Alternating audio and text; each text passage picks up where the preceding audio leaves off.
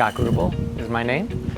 I'm an avid cyclist, and my accident happened when I was out for a daily training ride and found out my bike had no brakes. And so I hit a wall at 36 miles an hour and fractured many bones in my neck. So I fractured 18 bones in my spine.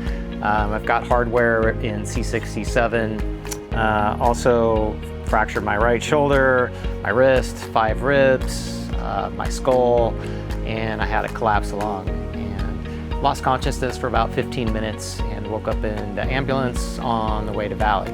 During that time, I lost basically all movement of my body. I couldn't swallow even. I couldn't do even the simplest things. I think for me, the hardest part is the constant pain. You just can't, I don't know how to explain it, but your body doesn't do what you want it to do, and everything hurts. And so it's battling through everything. I'm motivated for my family. Number one, I stay motivated for them. And, to get better, to get, as crazy as it sounds, and I'm sure my wife will hate this, but get back on my bike and just be a normal person again. So I'm Kathleen Grubel, I'm Scott's wife.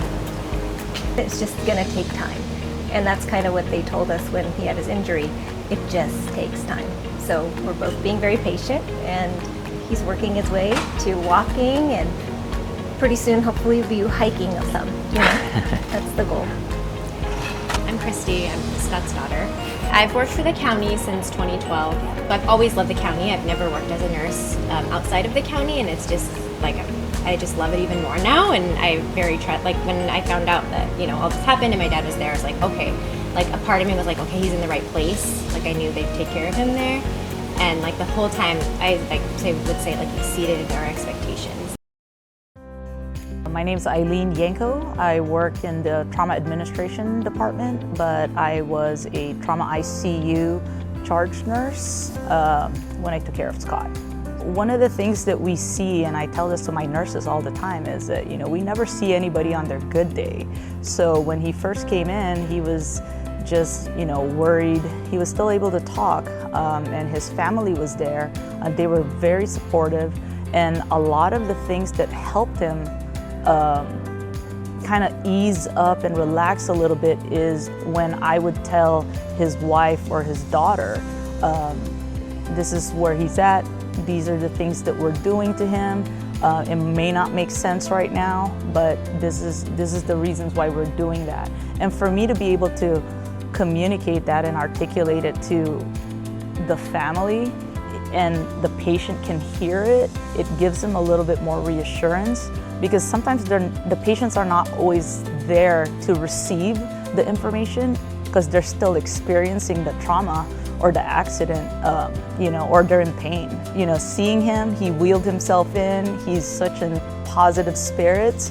That's something that nurses that in my line of work in the ICU, we don't get to see very often.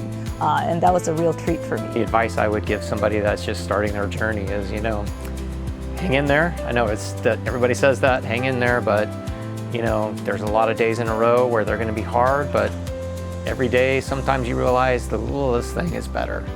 Whether it's, wow, I can, have a little bit of feeling in this part of my body I didn't have before, or I can move this finger a little bit that I couldn't move before. Take those little wins, because there's gonna be a lot of them. So you just gotta settle in for the long journey and find a lot of humor. Otherwise, it's gonna be a long day. We knew that Valley had a very successful spinal rehab program, and we'd seen good things, and so we just, we decided to stick with it, and it's been great, and no regrets. I guess to say to the staff that took care of me, just, thank you so much.